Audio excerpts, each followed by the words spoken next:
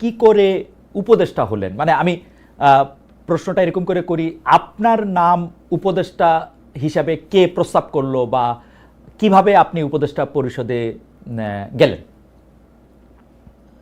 5 আগস্টের পর যখন সরকার গঠন প্রক্রিয়া চলছিল, 5 থেকে 8 আগস্ট এই সময়টাতে, 5 আগস্টে আমরা সবাই একটা জায়গায় তো একমত ছিলাম যে প্রধান উপদেষ্টা হবেন ডক্টর মোহাম্মদ ইউনূস।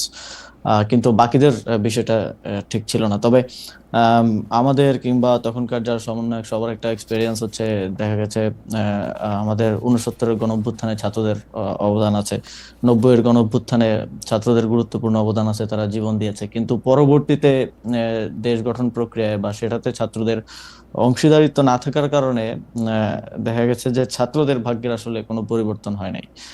আর একটা বিষয় ছিল, সেটা হচ্ছে গণঅভ্যুত্থানের পরে আমরা যখন উপদেষ্টাদের তালিকা নিজেরাও করছিলাম, আরো বিভিন্ন জায়গা থেকে স্টেক হোল্ডারদের থেকে নিচ্ছিলাম তালিকা, তো দেখে আমাদেরও আহ, অতটা শিওর হতে পারছিলাম না, কারণ আমরা তো তাদেরকে ব্যক্তিগতভাবে চিনতাম না। আমরা হয়তো টিভিতে দেখেছি বা অনেককে দেখিও নাই, শিওর হতে পারছিলাম না যে তারা কতটুকু এই গণঅভ্যুত্থানকে ধারণ করে কাজ করবে।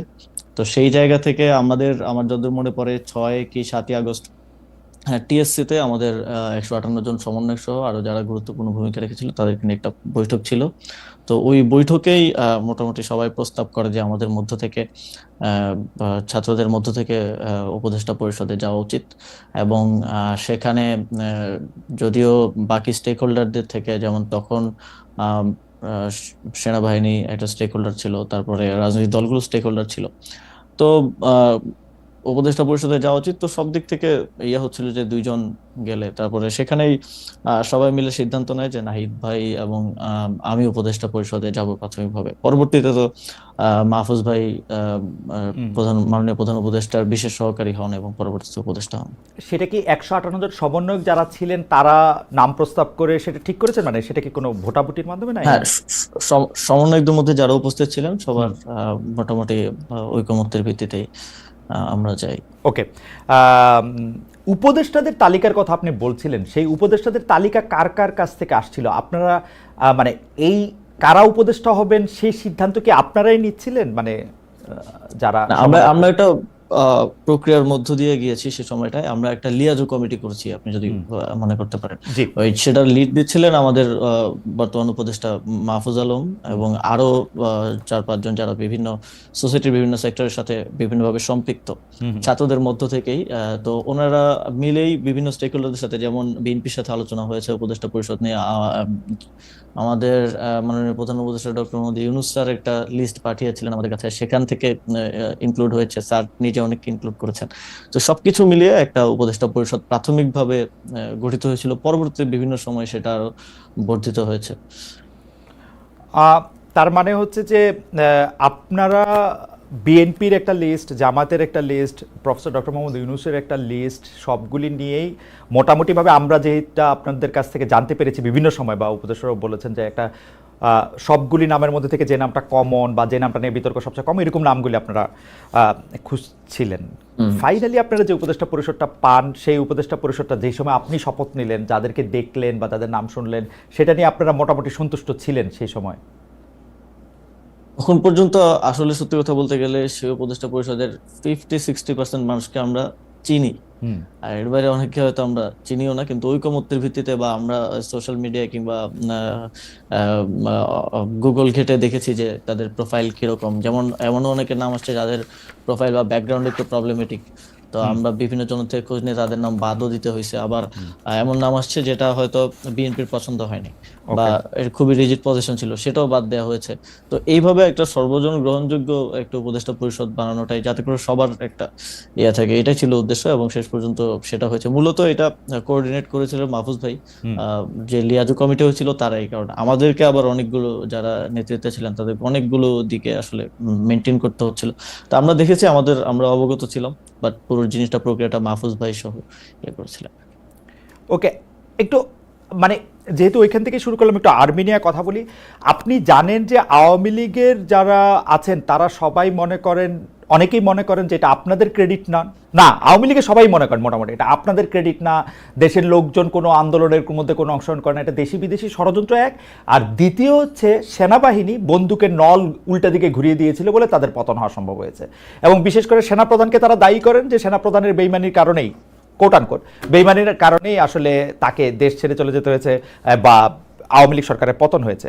কিন্তু সেই সেনা প্রধানের ব্যাপারে আপনার বক্তব্য, যেমন আপনি বলেছিলেন যে বুকে পাথর জমা রেখে তিনি ডক্টর মোহাম্মদ ইউনূসকে আসতে বলেছিলেন, বা সেনাপ্রধান ওয়াকার সাহেবকে সরানোর ক্ষেত্রে আপনাদের সাবেক সহযোদ্ধা বর্তমানে এনসিপির নেতা জনাব হাসনাত আবদুল্লাহর কিছু কথা, সেই সবগুলি বিষয় আপনার সাথে সেনাবাহিনীর সম্পর্ক বা সরকারের সাথে সেনাবাহিনীর সম্পর্ক খারাপ করেছে কিনা, বা সরকারের সাথে সেনাবাহিনীর সম্পর্ক আলাদা কোনো কিছু কিনা, নাকি সেনাবাহিনী একটা ডিসিপ্লিন, মানে এটা একটু আপনার কাছে একটু জানতে চাই।